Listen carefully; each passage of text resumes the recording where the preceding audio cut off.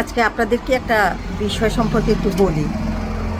এই যে মিটফোর্ডের ওখানে যে হত্যাটা হয়েছে বা খুন হয়েছে, যেটাই হয়েছে বলা যায়, সেটার বিষয়ে যে হত্যাকারীর ফ্যামিলি, মানে যেই লোকটা খুন হয়েছে তার পরিবার যে অভিযোগ করেছে, দেখলাম যে তার বাবাকে বা ওনার হাজব্যান্ডকে যারা খুন করেছে, যারা হত্যা করেছে, তাদের নামে এজাহার করলো।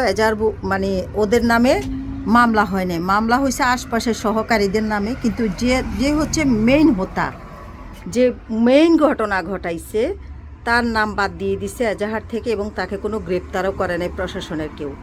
আসলে এইটার অর্থটা কি? এটার অর্থ কি তাহলে এটা কোনো ষড়যন্ত্র?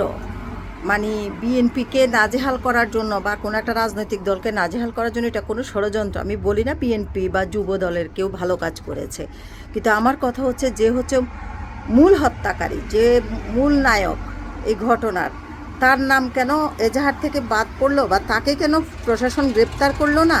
কেন সহযোগীদেরকে শুধু গ্রেপ্তার করলো বা সহযোগীদের নামে মামলা হলো? এখানে আমার প্রশ্ন।